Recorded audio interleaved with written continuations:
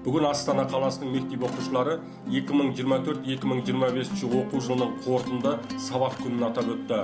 Астана қаласы әкімдігінің Кәрім Мыңбаев атындағы нөмірі 59 мектеп лицейінің оқушылары қорытынды сабақты еліміздің әнұранымен бастады.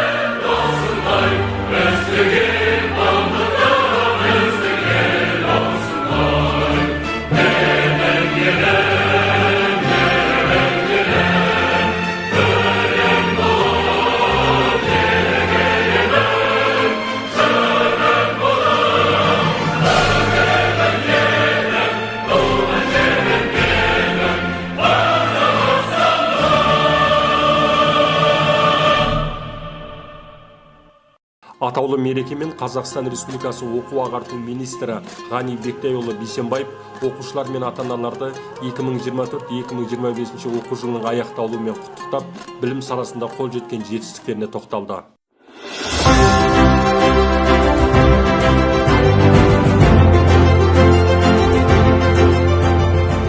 Құрметті әріптестер, ардақты ата-аналар, қадірлі оқушылар.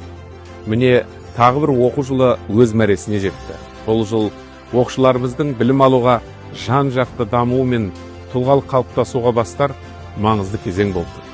Бүгін еліміз бойынша 4 миллионға жуық оқушы ұстаздарымен және ата-аналарымен бірге дәстүрлі білімім отаныма бірыңғай сынып сағатында оқу жылын қорытындылауда. Соңғы сабақтың дәл осы форматта өтуі жас ұрпақтың болашағына деген ортақ жауапкершілік пен бірліктің айқын көрінісі. Биылғы оқу жылы толағай табыстар мен жарқын жетістіктерге толы болды. Мемлекет басшысының бастамасымен елімізде бір жыл ішінде рекордтық көрсеткіш 257 жаңа мектеп ашылды. Олардың қатарында жайлы мектеп ұлттық жобасы аясында салынған алғашқы заманауи білім ордалары да бар. Оқушыларымыз халықаралық білім додаларында 362 медаль иеленіп, оның 41-і алтын медаль болды. Астаналық 10-шы сынып оқушысы Нұргүл Егенбергенова Азия физика олимпиадасының ең үздік қатысушысы. Маңғыстау облысынан Рамазан Утантаев Азия тынық мұхит аймағының ең мықты лингвисі. Ал Шығыс Қазақстаннан Алдияр Амангелді Орталық Азияның үздік информатика ретінде танылды. Ел тарихында алғаш рет колледж студенттерінен құралған Қазақстанның ұлттық құрамасы Францияда өткен 47-ші WorldSkills чемпионатында зор табысқа жетіп, 7 медальон иеленді. Бұл додада павлодарлық Артур Лейман ұлт үздігі номинациясын жеңіп алды.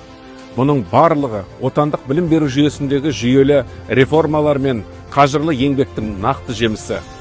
Құрметті ұстаздар, сіздер мектептің жүрегі, білім мен тәрбиенің алтын арқауысыздар. Академиялық біліммен қатар шәкірттеріңізге ұлттық құндылықтарды дарытып, олардың саналы азамат болып қалыптасуына өлшеусіз үлес қосып келесіздер. Биыл білім беру саласында алғаш рет бірден 2 педагог Гүлжанар Нұрпейісова менен Эльмара Траисова Қазақстанның еңбек ері атағына ие болды.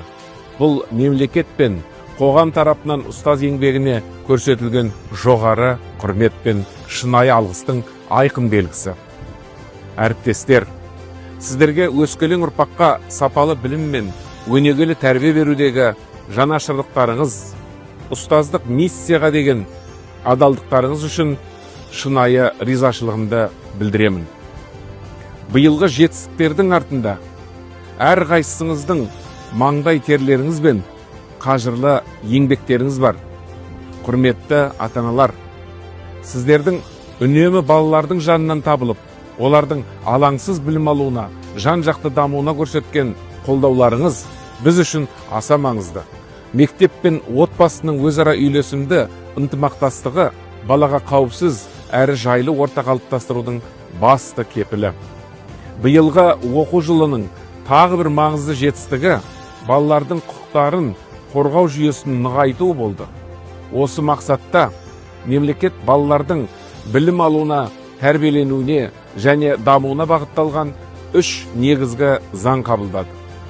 Қымбатты түлектер, бүгін 217 мыңнан астам 11 сынып түлегі мен 173 мың колледж бітіруші үшін өмірдің жаңа белесі басталды.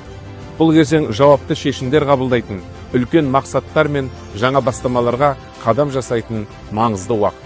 Ардақты түлектер, сіздер алған білімдеріңізді ел игілігі үшін жұмсап, мемлекетіміздің жарқын болашағына адал еңбек етесіздер деп сенеміз. Мектеп пен колледж қабырғасында алған білімдеріңіз болашақ жетістіктеріңіздің берік іргетасы болсын. Өйткені ел болашағына қызмет ету нағыз отаншылдықтың жарқын көрінісі. Оқу жылының аяқталуымен шын жүректен құттықтаймын.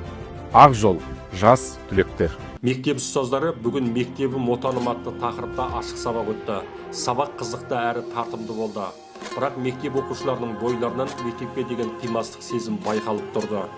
Сабақ барысында ұстаздың қойған сауалына мектеп оқушылары жауап берді.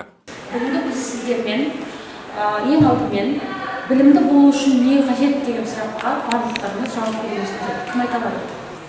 Ал аяулым, не айтасың? Менің ойымша, ең біріншіден бала білімді болу үшін ол оқулы және тәртіпті болуы қажет. Әрине де ең бастысы ол тәрбие мен әдепті. Яғни бала білімді болу үшін ол ең біріншіден өз тәртібін сақтау керек. Оған қоса білімге деген көп ынталандыру қажет. Өз ынталасын көрсетіп, білімді адам болады деген.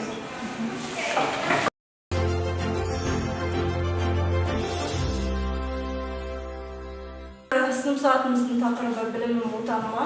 Балалар, қалай ойлайсыздар? Сіздер қандай білім салаларында жетістікке жетуді армандайсыздар? Мен география саласында өзімнің білімімді дамытып келеді. Өйткені география сабағы маған өте қызықты болады.